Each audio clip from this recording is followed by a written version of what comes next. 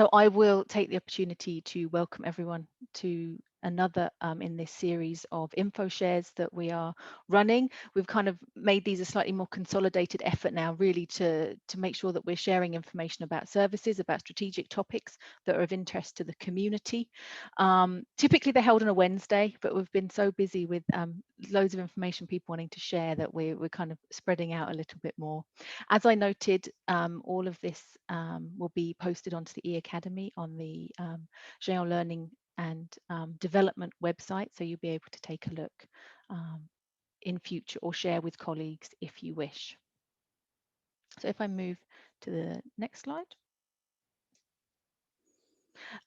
So today we'll be covering the Trust and Identity Incubator task, which I always consider this a really exciting part of the GÉANT project, because it really lets us bring in some blue sky thinking into the project. And also personally, I think it's great that you can have an idea that you want to explore and you get a fantastic subject matter expert team ready to be, to work on this stuff for you. So really excited to be able to hear from everybody today. The structure of the session will be such that we will cover the general aspects, how things work. Niels, I don't know if you can move the slide because it doesn't seem to be moving for me anymore. Thank you. So we'll cover an overview. Eula will cover an overview of the activity. Then we'll take a look at some specific activities that are going on that Niels will cover for us. And then Irina will come in and talk a little bit about the Trust and Identity Mentorship Program that is supported in this area, just to make sure that people are aware of its existence and if there are any candidates that you think of. And finally, we'll take a look at how you can get involved submitting ideas and the timescales that we're looking at the moment. After each of these sections, there'll be an opportunity to ask questions. As we're going along, if you want to post questions in the chat, we'll keep those. I will curate them and then we can run through them together. And at the end, it would be fantastic if you've got any ideas or thoughts, things you've been mulling over for a while, to share those with the team that we have here today, just to discuss all those different aspects. So I will hand over to Eula to start running over the incubator overview. Thank you.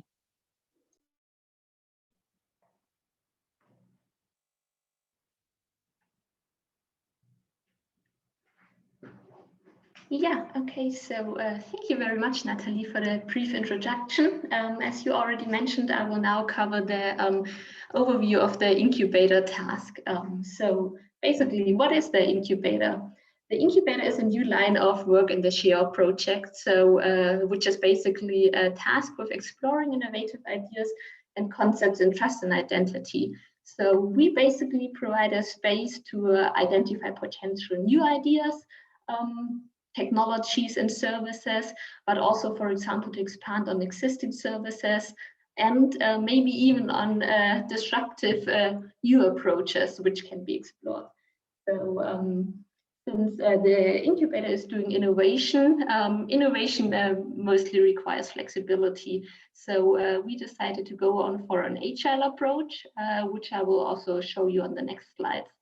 The incubator is also heavily based on ideas and suggestions from the GÉANT community.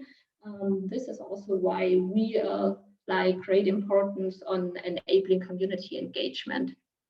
And I'm really happy to have you all here, of course, because I'm looking for a fruitful discussion after the presentation part.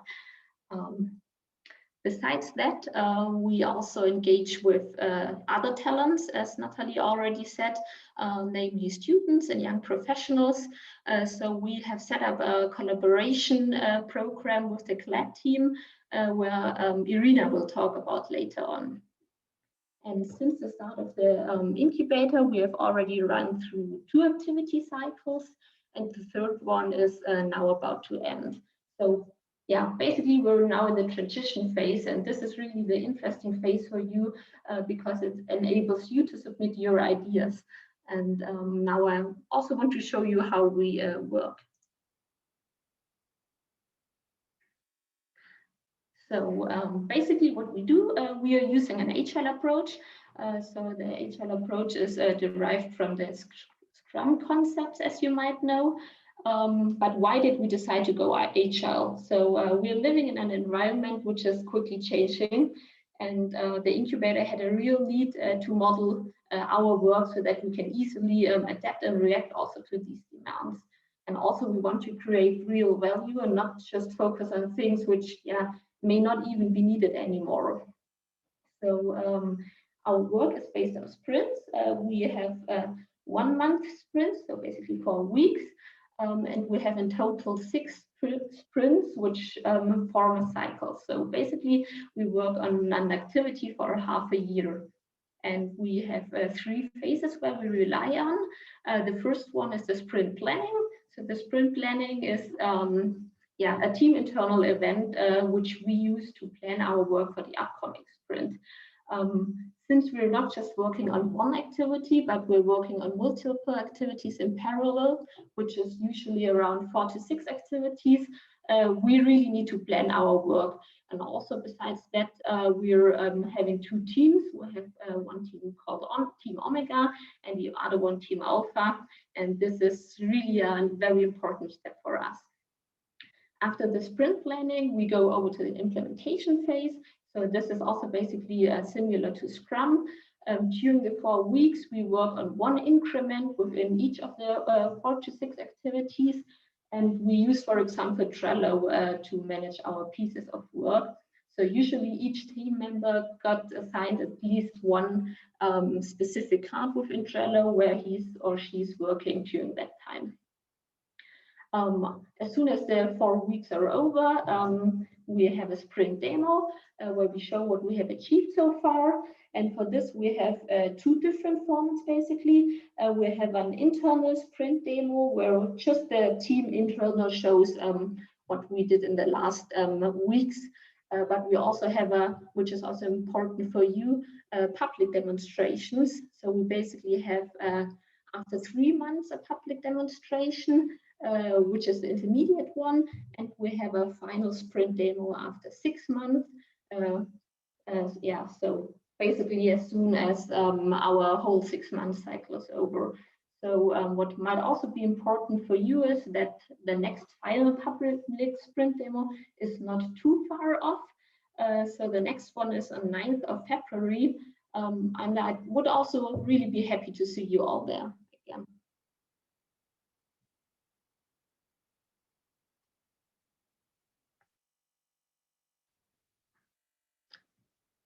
Okay, so at the previous slide, I showed you just one step within our overall flow, which is now marked in red here. So I showed you how we work on the topics, how it works with these 2 different teams, that we have sprints and cycles and so on. But I also want to show you how our overall flow looks like. So I want to quickly show you the other steps as well.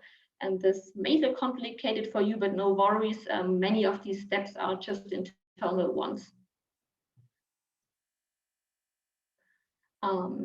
So again, this slide shows the overall flow, starting from how we select topics, how we integrate topics in the incubator, and as soon as the 6 months are over, how we hand over the results. And the probably most important step for you is the step 1, to collect proposals for the incubator topics. So here, in general, everyone may submit a topic. So maybe you are a service owner, or you're related to the GÉANT project, or to the T&I community in general. So as I said before, everyone may submit a topic, and I really encourage you to do so. And Michael will also mention later on what are our submission deadlines for the upcoming cycle. As soon as we have collected these proposals, we start to internally review them and prioritize the proposals. So this is basically done between Michael, myself, Niels, but also with other important people. So we have the main incubator board here, for example, which consists of senior members of this community. So basically we decide with them, but also of course with their work package leaders and so on. We review at first these proposals and decide what we see is important for the Trust and Identity community. This brings us to the third step, to choose the topics for the next cycle. So based on this review, we choose the topics also, as said before, in close coordination with the work package leads.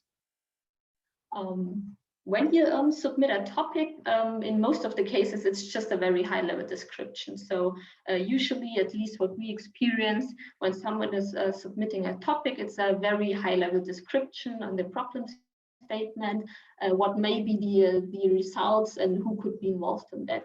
And in this step 4, we basically want, if your topic is selected, to work out with you or to refine the goals, to find out who are the stakeholders, who must be involved, and what is the result we want to achieve, but also to identify, okay, what are potential risks, which we could envisage during that phase, and we work together with you to define, to refine basically your idea.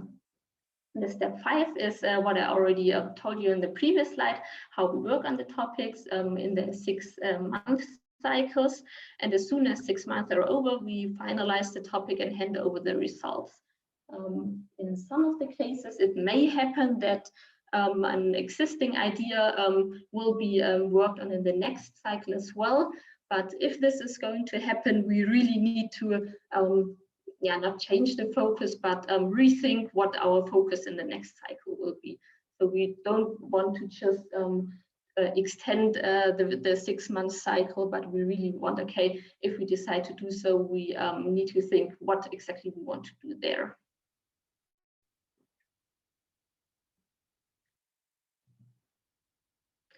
And in case your proposal is not accepted, I either recommend to resubmit it or maybe think about the GÉANT Innovation Program. So the GÉANT Innovation Program is also a similar approach to the incubator. And the scope of the innovation program is also to support innovative ideas coming from the GÉANT community.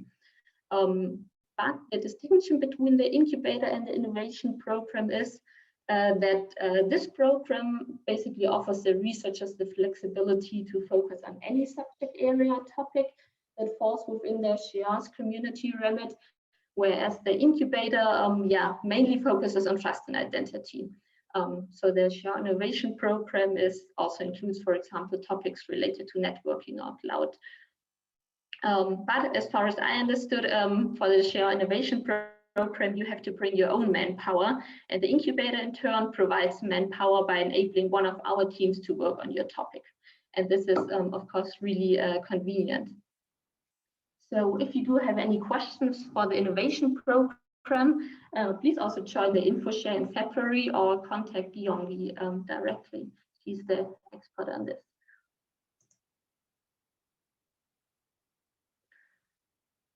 Okay, so another thing we have within the incubator is Trust and Identity Incubator dashboard, which is published on our wiki pages, which provides a very nice overview on what we currently work on and what we do in general. So as you can see, we have, for example, completed already 13 activities. At the moment, we work on 4 activities. We already have a lot of ideas pending. Already finished 2 student projects and have 13 active members. And on the timeline below, you see, for example, that we already are halfway through through our cycles. So yeah, we are basically February 2021. So we made half of it already. On the left side, you can see some sort of smaller table. So the incubator tab is what I also explained to you. This is how we work. What is our methodology? We're using this agile approach related to Scrum. Whereas the second one, the topics one, which is also selected, shows the various topic areas we have. So I will also explain you in the next slide which topic areas we have more concretely. And also the third tab in this small table shows you the timeline. So you can see we have 3 cycles so far. And by clicking on them, you can see, okay, on which topic exactly we worked in which cycle.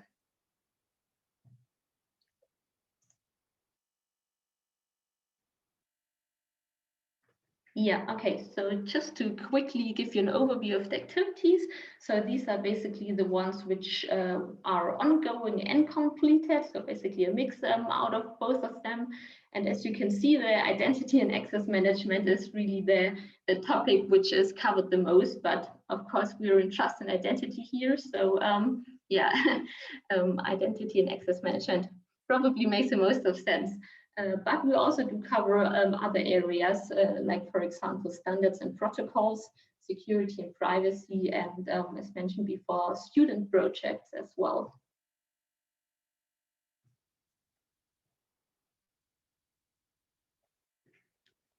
Sorry. Okay, so if you scroll down at the dashboard, you can see a short description of all of the activities, and this is how it looks like. On this slide, you can see 3 topics I want to present to you, or which will be presented later on. And each topic has basically a small picture, a short description, and you can also see those small colored tags. On the first one, it's, for example, security, ongoing, and cycle. And these are really the tags you can use for filtering through the Incubator dashboard. If you click on show details, you can see what is shown on the other 2, on the second and on the third topic. You get a more broad overview on the results and deliverables, for example, but also on the ownership and utilization. And there is also a link to the activity page. Okay, so with that being said, are there any questions so far?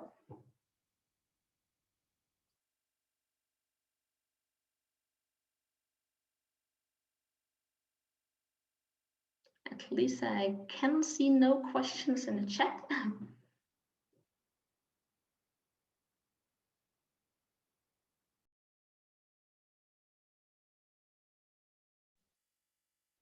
Okay, in that case, I will take over. Hi, everybody. I'm Niels van Dijk. I'm working for SURF in the Netherlands. I'm the work package leader for the Trust and Identity Incubator. And as Julie showed, we have been working and are currently working on a number of topics. We take topics head on during our sprints, typically 4 to 6. And I'm in my presentation going to give you a little bit of an idea of what kind of topics and how we engage them. So I will not in depth go into the topics themselves. If you want to learn more about specific topics, I kindly invite you to go to the dashboard or maybe send us an email and or of course join one of the sprint demos. That's an excellent place to learn more on the technical details or on the results of the topics. So these are mostly provided as an example of the sort of things that we do. So one of the activities, and this is, I think, a very typical one, is where we collected input from the community and where we learned from, in this case, the EduGAIN community, that there is a lot of monitoring going on around the quality of the EduGAIN entities, both the metadata they deliver, but also the way they are behaving, for example, if they're releasing attributes.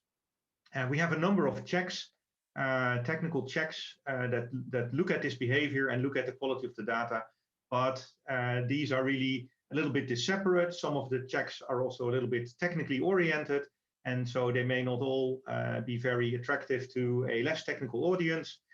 And also for all of the checks, actually, it takes you as an identity provider operator or service provider operator, you actually need to go to each and every individual check, have a look, draw some conclusions, and then you can potentially improve your service or improve your identity provider.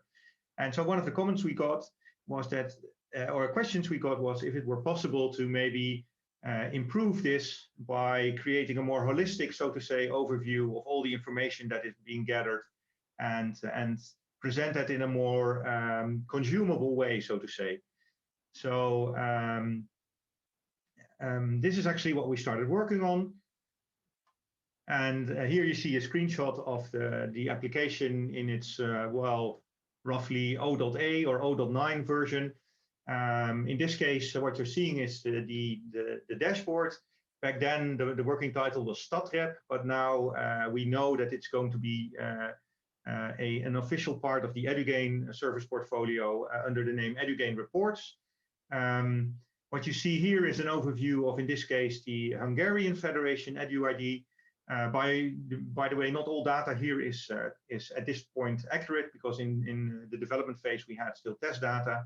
But you can see some things being reported here, like, for example, the availability of the code of conduct, which is a statement made by an entity, by IDPs and service providers on in which way they live up to European data protection regulations. A statement about how much support there is for Certify. Certify is a framework for security and incident response, and also an overview of how many of the entities actually properly respond, or in which way they respond, I should say, to a check on whether they're actually releasing the correct attribute information as part of an authentication. We stole one of the tricks from from something you may be aware of, or may be familiar with, the SSL Labs grade that you get if you have an SSL certificate, an HTTPS certificate. You can use that site to actually test the quality of your implementation. And basically, we have adopted a very similar methodology by which we can actually, through an algorithm that we have created, we can actually make a sort of like a statement on a score on, in this case, the Hungarian Federation. They score an A. That's actually pretty good. And so this allows you to also start comparing your federation and how well the entities in your federation are doing with some of our peers, some of your peers in Europe and beyond, even, because this is EduGAIN, so this works for the European Federation, but it actually works for federations globally that are members of EduGAIN. Speaking about EduGAIN, one of the other things that we did is that we also compare issues that we have identified for your federation. We compare them with the state in EduGAIN. And so, for example, this MDUI info not found, etc. It's a fairly technical statement, sorry for that. But actually, this is a thing that apparently happens more often. In this federation, 53% of the entities have this issue, as compared to EduGAIN, where there's only 20% of the entities that have this issue. So this might be a hint to the federation operator and the entity operators that they should probably tackle this issue, and thus improve the overall quality of EduGAIN metadata and EduGAIN interoperability. This tool is actually available for federations. It's available for providing information on the EduGAIN level and also on the individual entities level, so for individual IDPs and SPs. And we've made it such that federation operators may actually decide how and in what way they provide this information to their internal members, to their institutions, and to their services that they have connected. So where do we stand? This is actually an activity that we're currently working on. So this is more informational, but only a few weeks before the end of this cycle, we have declared the GUI feature complete. We know that we can send out emails containing the information you just saw in a PDF. So basically as a sort of an infographic kind of thing. We're still working on code cleanup and some improvements on the statistics. Well, our developers are still dealing with a number of small issues, as you typically have when you near the end of an activity. And we have some minor issues with the data as well. I think most importantly is that we've also already discussed with the EduGAIN service owners and the EduGAIN support team to make sure that we will hand over this tool to them so that it will become part of the official production portfolio of the EduGAIN service.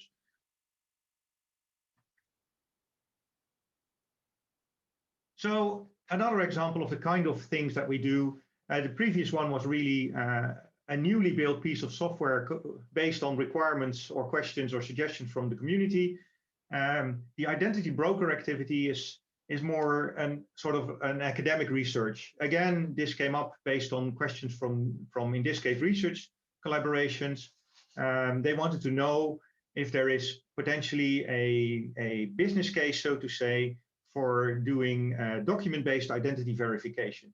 So you think about this as using a passport or a similar document to identify somebody's identity. And there are multiple use cases for that, as we found, and that was exactly the kind of activity that we did. So we've in this activity, we've discussed with stakeholders, both research communities, also institutions, NRENs. We've interviewed them.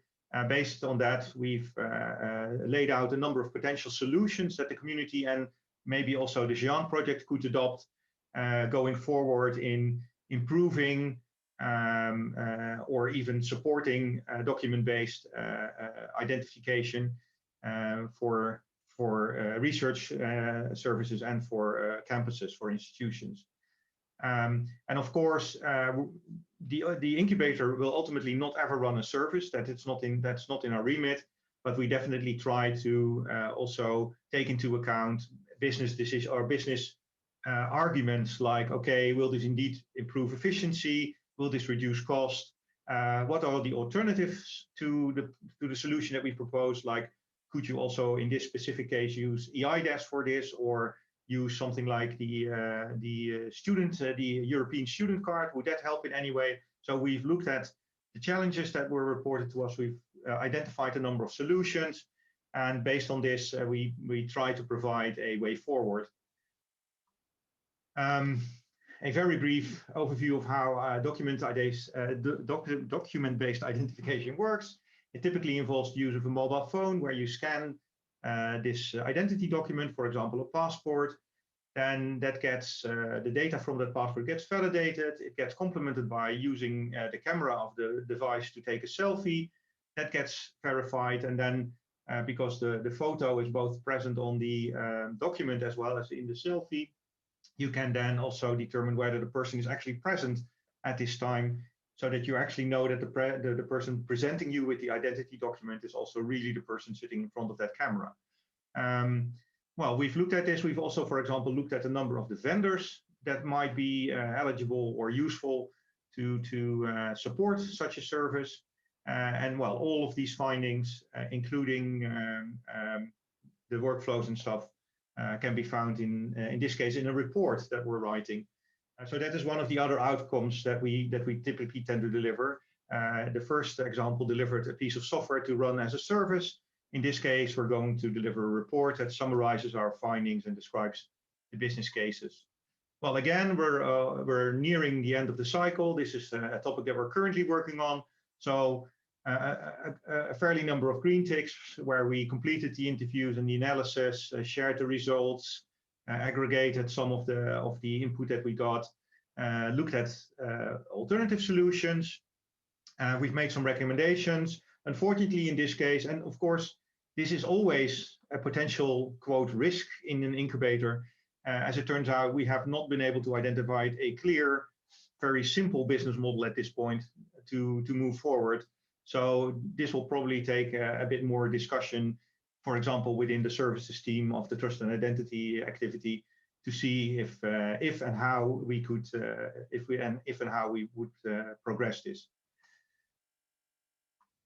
Then another example, and this is also something we do very often, is that we actually take an existing piece of software and extend that because of input from the user community. So typically we do not do what I would call regular maintenance on a piece of software. That's clearly out of scope for the incubator, but to add a very novel feature, a novel capability, or to take a piece of software that was intended for one purpose and then make that more compatible with use cases in the GÉANT community, for example, is something we definitely look into. So in this case, a service or a product called EduLink, which is a piece of software you can use to build a service for secure, persistent, and privacy-preserving link shortening. Well, I think we've all somewhere seen something like Bitly, or Google is also providing a service to do link shortening. But all of these services come with a number of challenges. And one of the most dominant challenges there is that all of them actually do tracking and fingerprinting of user behavior. They may also serve advertisements. And another big problem there is that you actually have no clue who created the actual link that is now being sent to you. So it's really a fairly untrusted situation, so to say. If you look at our community, we have actually excellent ways to identify who is a member of our community and who is trustworthy, because we have our identity federations. So we can piggyback on the trust infrastructure that is built there to make sure that links for the EduLink service would only be created by people we actually trust because they're members of our community. As part of the work, we also wanted to introduce an institutional version where you can not just use the EduLink domain, but also an institution would be able to use its own domain, a domain that they would bring themselves. We have been working on introducing an API. And another thing that we're contemplating, and this is a mix between the technology, the technical solution, but also the operational model that we propose, is that this service would also be able to have an almost unlimited lifetime on the actual links that have been created. If you want to read more about how we actually do that, please join the demo on February 9. And as I said, this project actually builds on top of existing software. We found a service currently being run by SURF in the Netherlands, where they run something called edu.nl. And we worked with them. They agreed to share their code base and make it open source. And we were able to pick that up and extend that so that we could roll this out more broadly and make it more broadly useful for the GÉANT community as a whole. So a little bit of an example here below. Here is bottom left is sort of the original service as that was developed by SURF. Then we made sure that, for example, the service was translatable. So we currently support already German, English, Spanish, and Dutch. And we've recently sent out an invite for others to contribute to this as well, so that we can support even more languages. We've introduced the ability to validate your membership of the community through in academia. We already had support for federated authentication in the tool, but we thought that with in academia, which is by itself also a very privacy-preserving service, we could very easily integrate as well. And this would especially be interesting, of course, in the countries where in academia is already operational. And as you can see, ultimately, it's a very simplistic interface for an end user. That's the GUI on the right, where in this case, for a test entity, you will see that there's many links that have been created. We also, for example, feature the ability to create a QR code, as it's called. Well, this is work ongoing. Again, a number of green ticks. We're nearing the end of the sprint cycle. So in academia, support was added. We have improved the deployment. We've added the capability to translate. We're still working on finalizing the API and the institutional support. SURF by now has also, by the way, rolled out a number of the translations, which was excellent for us because this was a test that it actually works in a production environment. We've also written a so-called new ID form, which is the thing that you need to deliver to get a new service activity started within the GÉANT project, and we're going to deliver this to the GÉANT program board shortly to request a new activity. Well, and there's still a lot of things we want to do. So 3 examples of things that we do. Ultimately, we deliver software in the form of services. We deliver software in the form of stuff that you can pick up in repositories. We deliver reports. And sometimes, as Jule mentioned, we deliver nothing because it turns out, it has already also been the case that it turns out that sometimes something didn't actually work and basically it failed. Well, that was, of course, sad, but at least then we took that bullet, so to say, and we don't have all our NRENs, not all our NRENs will have to invent that wheel also then. So we think there's still value also in failing in the incubator. So much for me. I'm seeing quite a few questions in the chat. Is it okay, Natalie, if I answer them now, or? Absolutely, have a look through. I think Mikael had noted that one might be answered further along, but there are a couple, yeah. So Christoph, Janos and Roberto have asked some questions, so go ahead. Yeah. So Roberto, thank you for your question. You asked if researchers from a university submit a proposal and it's selected, do the researchers get involved in the work done by the incubator team? Yes, typically, well, we have a number of ways that we can involve these people. Almost always we invite them to be so-called stakeholders. This is sort of like the most distant way of interacting with people proposing. In that case, we simply periodically engage with them, present them the results, and discuss with them the results. But we have also ways, and we have done this already, to actually embed them into the team, so they become part of the actual development team. They typically tend to be engaged for not too much time. So think about like half a day a week or a day a week, something like that. And then they can actually join the day-to-day stand-ups that we have, and the weekly stand-ups that we have. So the interaction is then much more intense, so to say. So there's a number of engagement models, and also depending a bit on how much time, of course, the researchers have available to work with us. Does that answer your question? Yes, very thorough. Thank you very much for that, Niels. Okay. Thank you. Mikael was already covering this as well. So thank you. Janos is reporting that they're actually testing with StatRep and EduID in eduid.hu. Very useful. Well, thank you for that, Janos. Of course, you guys have one of our team members, so you're a bit closer to the fire. But I'm really happy that you already like the current beta version. So thank you. Identity brokerage would also be useful if you could verify. I'm not entirely sure if I understand the second part of your question, Janos. So could you potentially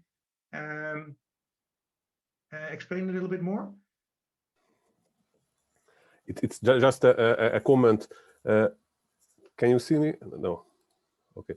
Maybe sorry, I'm still sharing the screen. Yeah. So no problem. I am there. So my comment is just the identity is one part, but we are struggling with the students, whether they are belong to a certain university or school. That's the biggest challenge, I think, and that's. I don't have even a solution except the school checking or university checking themselves whether it's admitted a certain person or not. So that would be useful. The identity part might be not so important, but the affiliation is the most important, I think. Well, I'm not sure if it would be a good idea to fully discuss your use case right here, but I would definitely be interested, and also the team around identity brokering would, I think, be very interested to discuss with you. So okay, maybe we should set up. I will contact you. Yes, thank you. Great. A question from Christoph, sorry. I just learned not just running code, but also paperwork. Would analyzing things not so close to running service be in scope? E.g. SSI, so self-sovereign identity. Yes, Christoph, that is definitely in scope. We have been, well, actually in the upcoming round, we already have a number of proposals which at least border on self-sovereign concepts. So yes, that would be in scope. At the same time, it's also, well, let's put it this way. We do have a few limitations in the sense that if you start with something that is really very, very novel, like SSI, you do need a bit of lead time to be able to get your team up to speed and stuff. So one of the things that we're trying to do, or at least which I try to do, is to introduce some somewhat simpler topics around distributed ledgers and blockchain and that kind of thing in the incubator right now. And that could then, in my opinion, be preparatory to a more involving SSI topic in a following cycle. And furthermore, on a personal note, I also believe that NRENs as a whole, even outside of the incubator, should probably be looking at self-sovereign identity concepts. But that's a whole different discussion. Does that answer your question? Thanks for the explanation. And well, yes, I will look into that. Thank you. Okay. Final question from Roberto, and then we should probably be heading on. If a researcher wants to do some research using production identity data from NRENs or GÉANT, is this in scope or are there legal barriers? Are there precedents? Well, in principle, there are, of course, legal barriers because even for test services and stuff, you will have to live up to GDPR. I think by now, both trust and identity experts working within the project as well as federation operators have become clever about this, I would say. So, for example, we have a deployment of a test IDP which completely mimics whatever you would find in a normal institutional IDP, identity provider, even with diacritical signs on names and that kind of stuff. So this would allow you to test logins, for example, or test behavior of products in relation to federated identity. Is this what you were looking for? Thanks, Niels. No, yeah, you sort of answered my question. Where I was coming from is if I look at net flow on at the IP level, right? Net flow data can be used for security purposes, for network protocol studies, and so on. I don't know if that's the case, but I think the equivalent of that in the trust and identity sphere is, the data coming from production operation of identity infrastructures. So can researchers use that to study, I don't know, behavioral patterns of individuals and deduce something from it from the societal aspect? I don't know what kind of research they'd be aiming at, but I assume there would be opportunities for researchers to use that data for research purposes in different fields. Yeah, so, that's very true. Yeah, I think we actually have a number of places where this kind of data is interesting. It's even already interesting sort of internally within the community because, and we see this both for EduGAIN as well for EduRoam, for example, where we want to learn how well our services are being used. And a very dominant question in EduRoam, for example, is how many foreign students are using my EduRoam, for example, are being guests on a given campus or in a given country. We typically do anonymization there, for example, to make sure that we can work around potential personal data GDPR aspects. And indeed, Janos, you're very right. FTIX is one of the technical solutions that are being implemented there. There's currently work going on, not in the incubator, but in the GÉANT project as a whole, to use FTIX not only for EduRoam, where it's already very dominantly used, but also in EduGAIN, so that we could also more easily aggregate not so much user statistics, but more usage data for services and identity providers.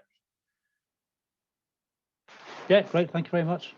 Yeah, and also very good addition from Marina that typically, indeed, both in the incubator, but also in the other trust and identity services, we know that GDPR will be a requirement from day one, basically. So we always incorporate privacy by design and data minimalization aspects in the services that we're working on. Okay, thank you all. Very good questions. I'm going to hand over to Irina, and she will be telling a bit more about the Trust and Identity Membership Program. Let me see, I stopped sharing, I think. So let me quickly get the screen back. Here we go. And Irina, I will give you control of the remote as well. That should be working. There you go. Thank you, Niels. Good afternoon, everyone. My name is Irina Matthews, and I represent GÉANT Learning and Development team. And thank you very much for the opportunity to take part in this Infoshare and promote and secure your support in engaging with Tim. which stands for Trust and Identity Mentorship Program. So what I would like to do today is to share with you how GLAD can support participation in this program.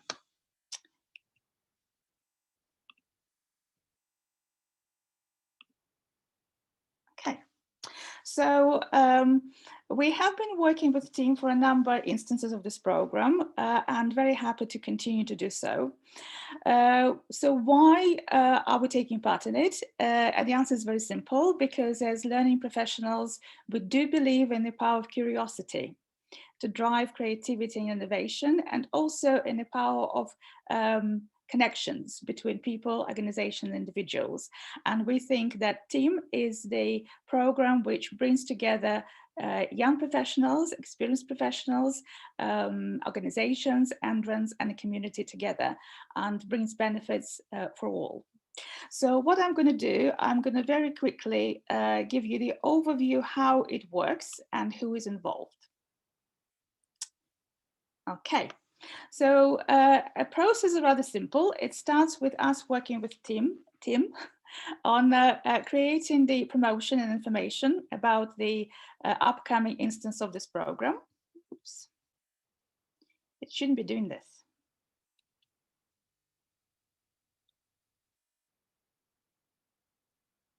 Okay, thank you.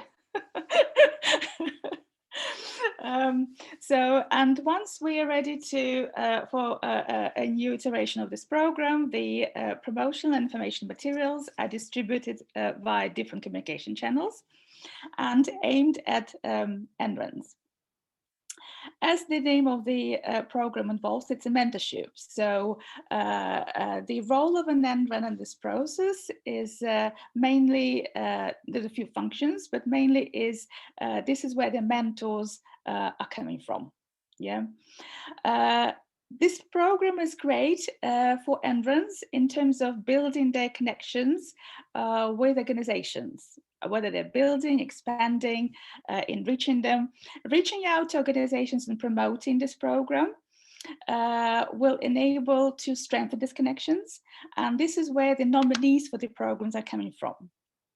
Mentors and nominees or participants work together in formulating the proposal in the area of trust and identity, and submitting this proposal. In the first instance, they're sent to the GLAD team. We collate them all and then present them for the evaluation of the select committee. And successful proposals are being worked on during the 6 months period. That may be the end of the sort of the cycle, yeah, of the training program. However, the most important things happens afterwards, because this is the time when the impact is revealed, and it could be short-term or can be more long-term impact on actually every stakeholder involved in this process, whether in terms of developing the area of knowledge, which is trust and identity in this case, or individual professional skills and levels, or organizational capacity for change. So this is a rare instance when the training program actually brings benefits to all stakeholders, and everyone's a winner. So I would like to spend just a few more minutes looking at each participant in this cycle. Niels, I don't seem to be able, hang on, I'll try again. Thank you. Okay, so we're addressing NRENs in the first instance. So what is their role in this process? It's a paid internship. So we're looking at the NRENs to promote the program and recruit the participants.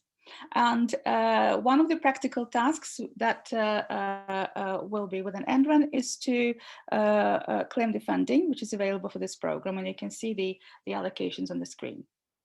Why would an NREN be interested in being involved in this program? As I mentioned before, it's building the relationship with the participating organizations. it's enriching their own T&I expertise, but also having a glimpse of, or an indication of what products and services when they need to focus on to meet the current and evolving demand of the users. So that's for the NRENs are concerned. NRENs are also very important in suggesting who might be a mentor in this program, who works as a mentor.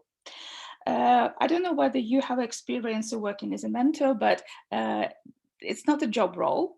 Yeah, it's more about anyone can be a mentor essentially, but here we're talking about a more experienced and qualified colleague who is passionate about the subject matter and also keen to foster and nurture new talents.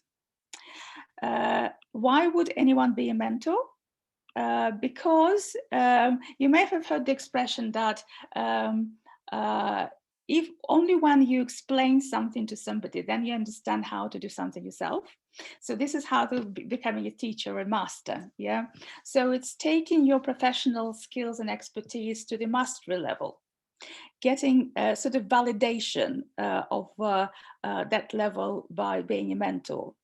And the best part of it, that to do that, it can be done in the flow of work. Although there is a commitment, or one needs to be prepared to make a commitment in terms of time, and we estimated this 0.5. But it's mainly, it doesn't require otherwise for you to be away from your daily tasks, do lengthy preparations, writing lengthy reports. There may be some feedback required. Yeah. So it's essentially a next level of professional development built in the flow of work.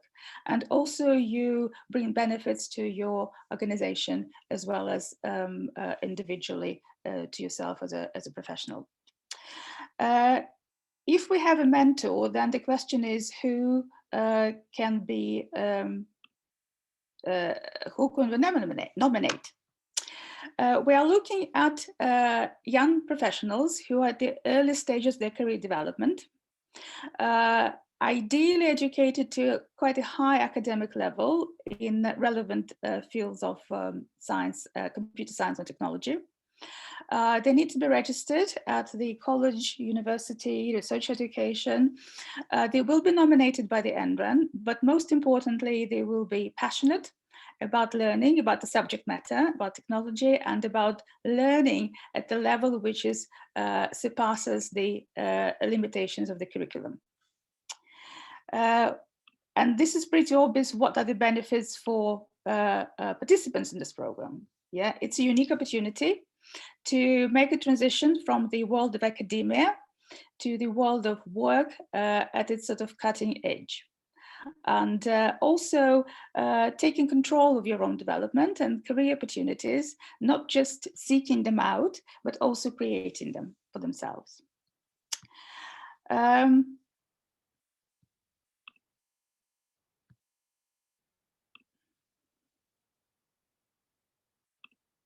Okay, that was a very brief overview of the process of nomination and participation. There is another level of detail. For example, if you have a mentor and a participant and they're working on submitting a proposal, what proposal should include, how it should be written, who you should send it to, the time scale, which I haven't mentioned yet. All this information is available on our wiki page, and you can see the address on the screen. The important, most important part in the timeline is the date of the deadline for submission of proposal, which is 22nd of February. So if you have further questions about it, I would encourage you to visit the wiki page, which has an extensive information there, questions and answer session, or we're equally welcome direct conversation with you. Please get in touch with us. And we'll endeavour to answer all your questions and help you, and we'll work with the team to provide you further support. And this is all I would like to share with you today. Thank you so much.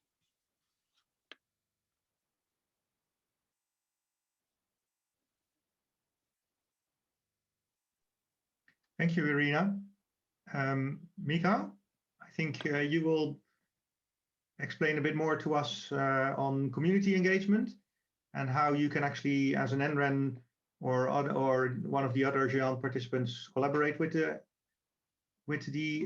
incubator. And I'm currently trying to find you in the list of people so that I can give you remote control, but I'm failing. There you are. So you should be able to control the slides now. Yeah, seems so.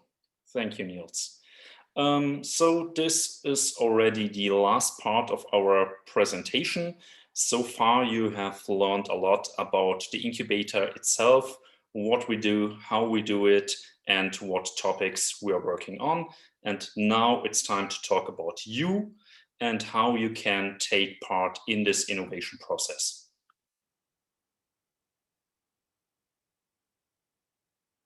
You should see a new slide now, but yeah. Okay, great. So the most important topic to talk about here is for sure how you can share your awesome ideas with us.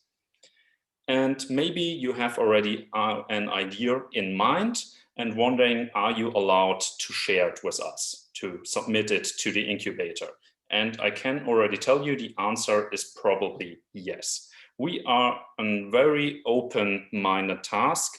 So it doesn't matter whether we work at an NREN, at a university, a member of a research community, as long as you are part of our research and education community, you may submit an idea to the incubator. Of course, we can't work on any idea. So what's really important is that your idea is not only interesting for yourself or your organization, but also for a wider community. So multiple NRENs, your research community, whatever. So before you submit a topic, think about this. Is this something only I want to do, or is there really a benefit for the wider community? If that's true, then you're good to go. And about the topics you may submit, there are many different topics we're working on. Jule has already showed you a list of exciting topics we have been working on in the past. She showed you the different categories. So it doesn't really matter whether your topic is about software developing, implementing a business plan, whether it's about security and privacy, policy, standards and protocols, whatever. As long as it is related to trust and identity, we are the right place to implement it. If you're not sure about your topic or not sure if it's 100% fit for the incubator, don't worry, just share your topic with us. We will review it. And in case it's not a 100% fit, yeah, that's fine. Maybe we won't work on it, but no one will bite your head off. So don't worry, just try. The most important aspect for you and the next step is, of course, sharing your idea with us. How does that work? And in fact, it's pretty easy. You just go to the GÉANT wiki, you find the link on this slide, and we will post it to the chat later for discussion. In the GÉANT wiki, we'll find our call for ideas. And in fact, that's just a sample table. And the only thing you have to do is add a new row to this table. Then you have to come up with a fancy title for your idea, write your name down and start explaining why your topic is awesome. At this point in time, we don't need a detailed project description.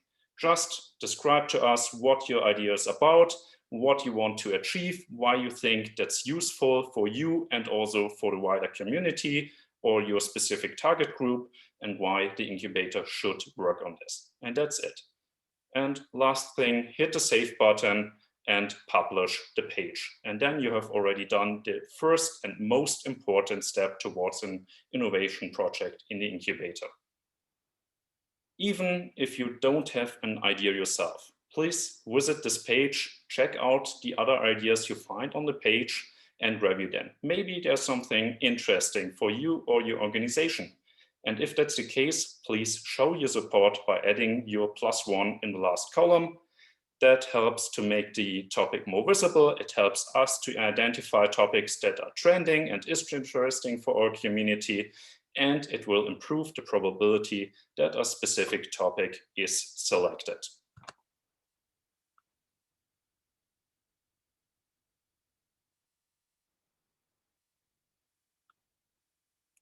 So sorry for the delay. Yeah, as mentioned, no, that's 1 to 5.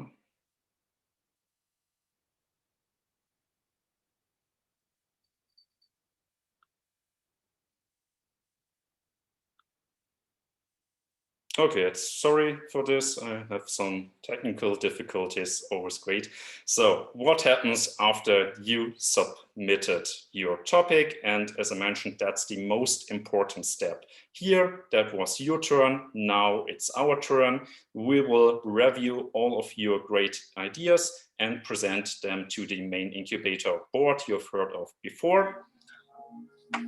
We meet multiple times a year, at least twice per cycle.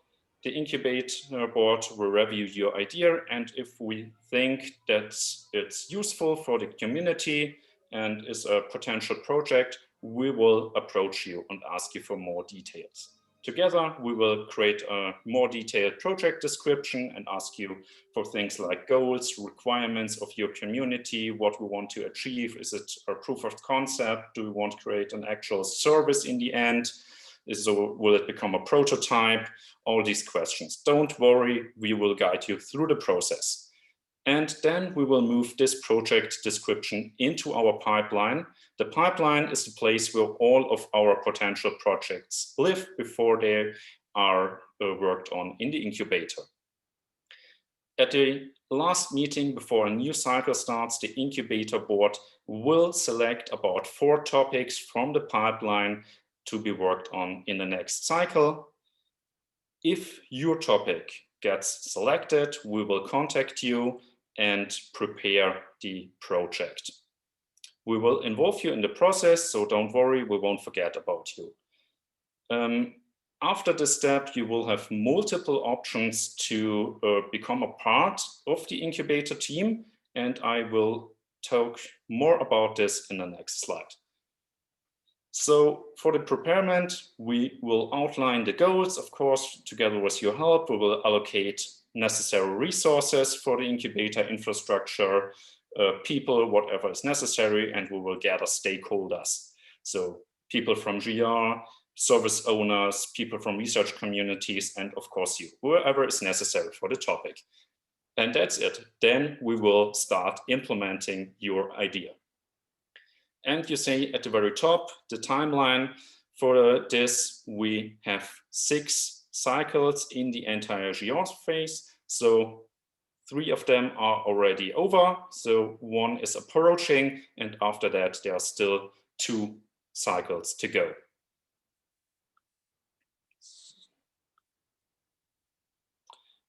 As I mentioned before, Sorry, Mikael, that was me. Excuse okay. me. I was so confident about this remote control feature. As I mentioned before, there are multiple options to participate in the incubator once your topic was accepted. When we propose a topic, then at least you will become a stakeholder, because we think you're interested in the idea and the project, because why would you submit it otherwise? But don't worry, that doesn't mean a lot of effort and work for you, but you can still influence the outcome of the activity a little bit.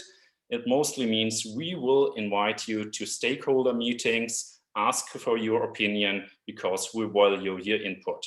And of course, you're welcome to join our monthly sprint demos to get the latest updates directly from the development team. And there, of course, you can give feedback to the team. If you are confident about your topic and you like it really much and don't want to stand on that outside while someone else is working on your idea, then be our guest, join the incubator. You got the opportunity to join the incubator team for 1 cycle, so about 6 months, and work in one of the incubator teams directly and actively on your topic. You will only do this, don't worry, you don't have to do any other work, and the work hours you dedicate to the project will be financed by the incubator. So that's one option to be involved. If you think that's not enough, I want to do more, I want to spend more effort, and you want to really drive the course of the project, you got the opportunity to become a principal investigator or product owner. The product owner is the one responsible for one specific project. So that means you are really in charge of your project. You are the one who defines work packages and work items for the team to work on. Don't worry, that's again, it's not very complicated and you're not alone in this process. The Scrum Masters, you, Euler or me, will be on your side helping you through the process. So it's pretty easy, but still you get the opportunity to really shape the product that's delivered by the incubator.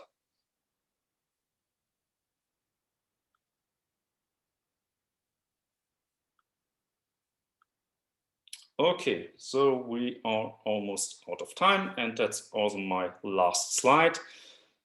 I think I mentioned any general questions, so let me tell you a little bit about our current timeline and the upcoming deadlines.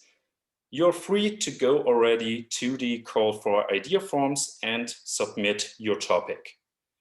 If you want your topic to be considered for the next cycle, then it's important to take care of the deadline on February 14th. Of course, you may submit your topic afterwards at any point in time, the entire year, even next year. There are still 3 cycles to go. But if you want your topic to be considered for the next cycle, then you have to take care of this deadline. Afterwards, we will do all this reviewing stuff. This time we have a very tight timeline. And so we will inform you in about 1 week about your topic and whether it was accepted. Afterwards, we do this preparation stuff I mentioned before together with you. And then the new incubator cycle starts on March the 5th. Hopefully together with you and your innovative project.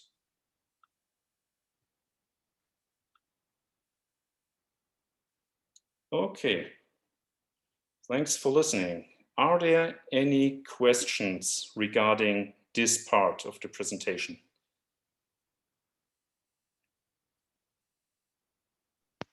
Michael, there's a question from Roberto in the chat. He's asking about whether you can expand on funding for those people who participate in the work.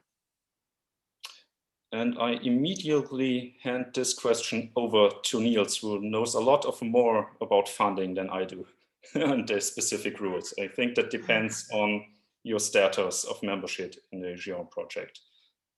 Well, I'm not entirely sure if that's the case, in all honesty.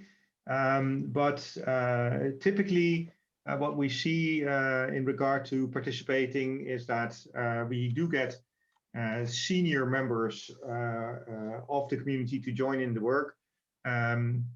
While they are typically very eager to work with us, they're typically also pretty much involved in other activities within their NREN. So generally, at this point in time, we have not seen any participation beyond, say, 1 day a week. So that's 0.2 FTE, I think. Typically, this is a negotiation between our team and the NREN involved. One of the requirements is, of course, that your NREN currently is involved in the GÉANT project, because otherwise there's no way we can make the bookkeeping work, so to say. Well, Niels, everybody willing to provide effort for free is welcome, right? Oh, sure. Thank you, Licia, for that very, very good remark. Of course, we completely welcome anybody stepping in and working in their own on their own dime as well. And of course, that's always also a possibility. And actually, this is also one of the ways that we have seen quite a lot of contributions already to the incubator as well. So, I'll tell you where I was coming from. So if I say I'm at HJ now, which is part of GÉANT, of course, I don't know how much we are involved in trust and identity work, but if I was to find, say, a researcher from a university who has an idea and wants to work with you on a topic, and you select it, and say this person wants to work 3 days a week with you on developing, I'm wondering what type of funding would be available in that situation. Mm-hmm. Well, first of all, I think, but that's not so much an incubator thing, but more a generic GÉANT project rule, is that this institution should already be related to you, so to say. Should be a subsidiary, I think it's called. This is probably not the correct GÉANT project wording, but you probably get what you can't sort of establish a relation with an institution and bring them into the GÉANT project just like that, so to say. Oh, okay, I understand. They have to be a subcontractor already. A subcontractor. That's exactly what I was thinking about. Yes, exactly. So there is that's the limitation that exists there. If it would really be 3 days a week, we would have to discuss. That is quite a lot of effort, which would on one hand be welcome. On the other hand, we would then have to weigh that a little bit, I guess, between. Yeah, no, I'm pretty sure we don't have any. I'm pretty sure we don't have any subcontractors. So I guess it's a matter of doing the work, without being funded, I suppose, in our case. Okay. Yeah. Oh, that's fine. Thank you. That explains it. Thank you. And so Andreas is asking a related and also a very good question, I think, on the cooperation and demarcation between the community program and the incubator. Well, as I think Jule already explained a little bit, the incubator is mostly about trust and identity, whereas the community program is as broad as the GÉANT project is, as far as I'm aware. Second, I think the biggest difference is that in the incubator, typically the people who contribute, the stakeholders, play a somewhat smaller role, as I said, 1 day a week, something like that, and then they get complemented by or with or embedded in the team that is already there. And for the community program, it's basically your money 100%, but you have to do all the work also. So I think there the intent is more that you subscribe, send in your project, and your project just gets funded for you alone or for you and maybe a coworker. Whereas in the incubator, it's more like you have an idea. If you do not have the technical capability or the technical expertise to actually create your idea into a project or into a product or a service, and that's exactly where we can help out. Does that answer the question? Also, Niels, if I can add to that, because this is Licha speaking, with the new what's called innovation fund that has been approved recently in the GCC, we will obviously make sure, and we will cooperate to make sure that that there is an alignment between things that are funded via, for instance, the GCC program, and things that are more relevant in the context of the GÉANT 4.3 project, for instance. So we will be looking about that more in detail. In fact, Niels has been involved in the discussion and the preparation for that together with Marina and me. Yeah, we're actually seeing this as an opportunity, because now we certainly have two streams that potentially generate interesting ideas. And if one would not be able to fit into the other, we could contemplate adopting it in the other one and vice versa. So we definitely expect some synergies there. Question from Maria. Is it possible to make an amendment to the grant agreement, but then the NREN? Oh, it is possible to make an yeah. It's statement. not a question. Thank you. It's not a question. Yes. So this was about my previous comment on the fact that you need to you have to have subsidiaries already there, and Maria is quite rightfully, I guess, commenting that it is possible to add one of your member institutions during the project, but that comes with a number of rules, I guess, and a number of and a bit of work. Yeah, you're right. Okay, thank you. I think sorry, other questions.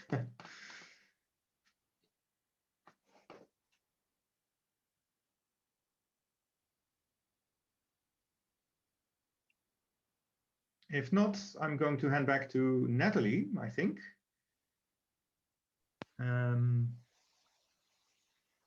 Yes, Michael, I think for the end, if there were, we basically wanted to open the floor up to see if there's anyone on the call who have any, if you have any thoughts or ideas that you've been thinking about. I know we've touched on a couple of points there at the beginning around identity affiliation, but if there's anything that people wanted to raise or ideas that they've had that they'd like to float past the guys while we have them here, then we'd just like to open up the floor to anybody. So please.